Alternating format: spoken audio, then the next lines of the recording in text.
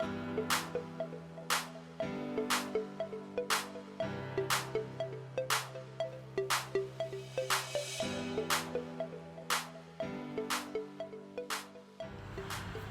guys, we're wrapping up this Flagstone job. We've got a few more little pieces to do before we're done.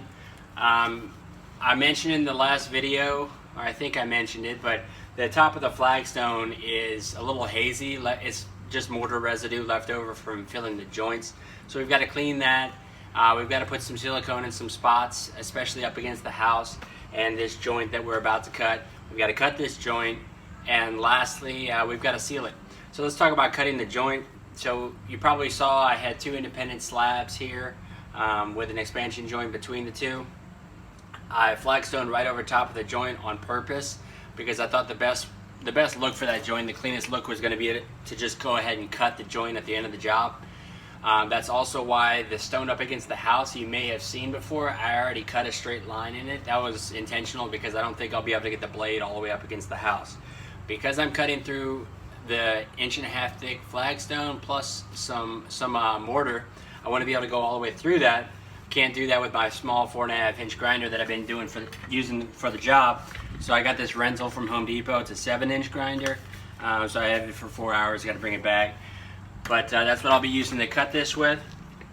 I've already popped the chalk line, and that chalk line is sitting right over top of where the previous expansion joint was. So that's going to allow these two slabs to move independently once I cut the joint, and hopefully will reduce cracking risks of the Flagstone over time.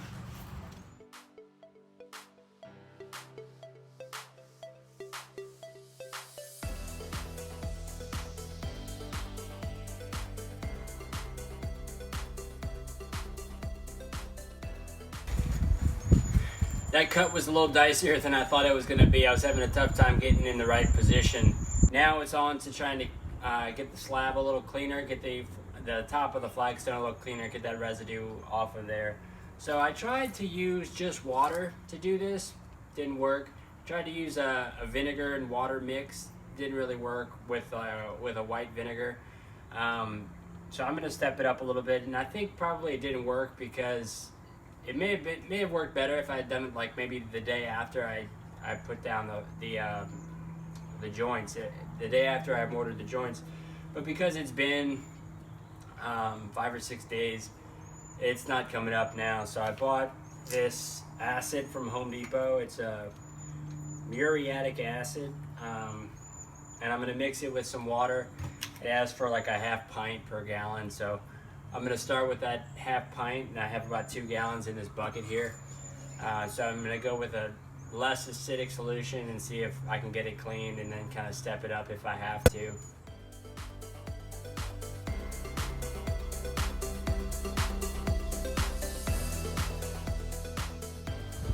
Alright guys, the cleaning seems to have worked pretty well. The next step we're going to do is to fill all of the joints up against the house. This little crack up against the house with this product called Sica. It's a Sica Flex self-leveling sealant, sold at Home Depot as well. This goes in like a caulk, but it's self-leveling, so it will go nice and flat. This is what you see a lot of times in commercial parking lots and stuff with the expansion joints there. They usually don't use a wood like cedar. They'll actually use a product like this. So I will first fill this joint up with sand as much as I can, because if I don't, I will use this entire bottle and many more bottles on this crack alone.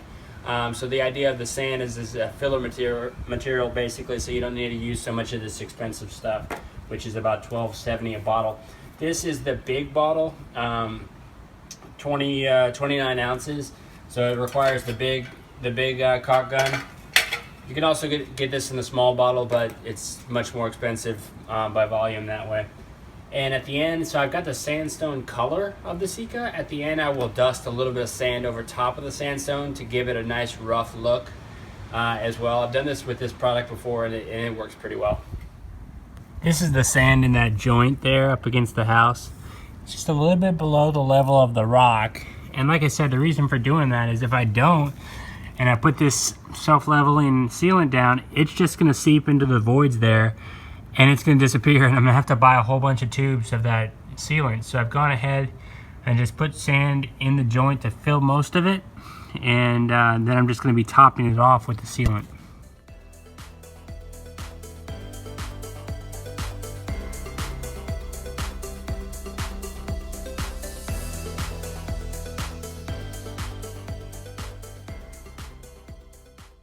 Alright gang, the self-leveling is down. This is what it looks like. Up against the slab of the house. You can see I put some sand over top of it. That basically what I do is I put it down and I just dust some sand over top, and it just sticks into that top layer. It makes it a little bit rough.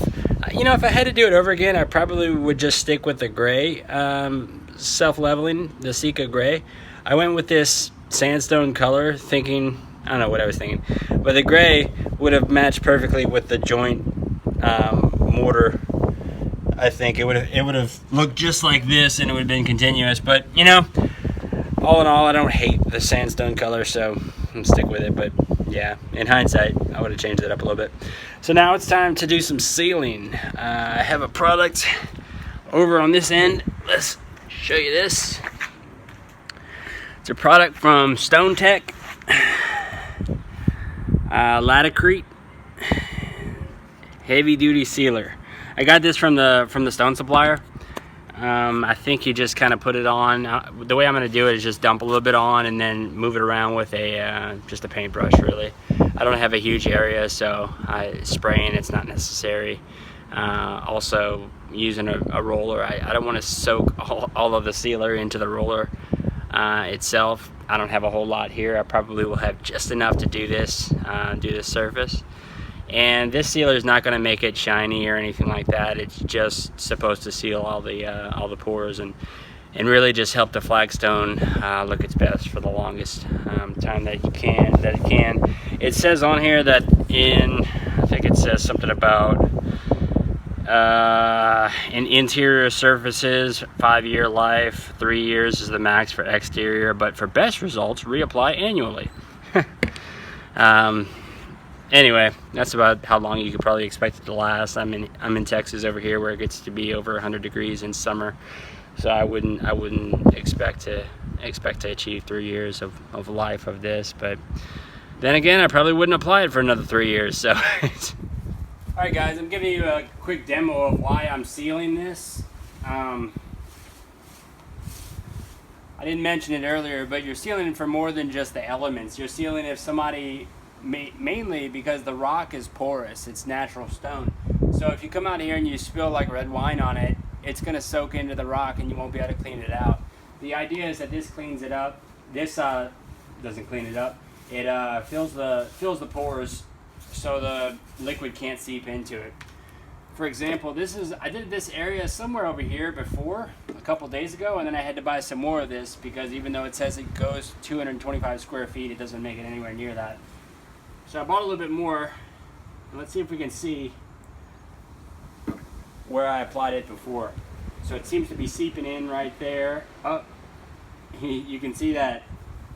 There's my line. That's where I stopped before. So it's not accepting any more of the sealer. Really awesome to see how well that sealer works. I'm glad I applied it. That's the end of the project.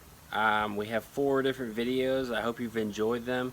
Everything from raising pillars up to a new grade like we did in part 1, to cutting the rock and dry laying it out, mortaring it down, and finally doing some sealing and some sealant work to finish off the job.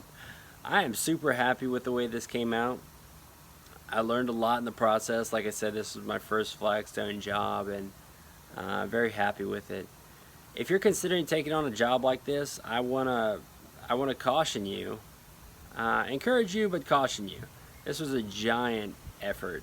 I don't know that I've ever done a project this just demanding and time consuming. I had to cut probably 95% of the rocks that are on this patio, make at least one cut, most of the time more than one, many, to get them to fit and to get this small of a joint spacing. So it might be a little ambitious. Maybe you can go with something a little bit simpler, maybe a larger spacing or some pre-cut rocks, not this natural stone approach. and then hauling the rocks back and forth. It really is a lot of work. This was done over the course of several weeks here at the house. So, but now that I see the finished results, I really do like it. I have a whole new appreciation for the work, and considering that this all started out as a pallet of rocks on the back of a U-Haul truck at the end of my driveway, and now I've got just an awesome, unique patio that I can relax on with my wife and my son, with the dog in the yard. This is really just awesome, exactly what I'd hoped for. I hope you enjoyed the video. If you did, if you enjoyed the series, there'll be more coming. If you could go ahead and subscribe or like the video at least, that would help me out. I'm just doing these videos for fun, but having subscribers, having people like the video, having people comment with questions or whatever they want to comment with, you know, it's validation. It's validation that the videos are useful, and if you want to spur me to make more videos, that's a good way to do it. Take care.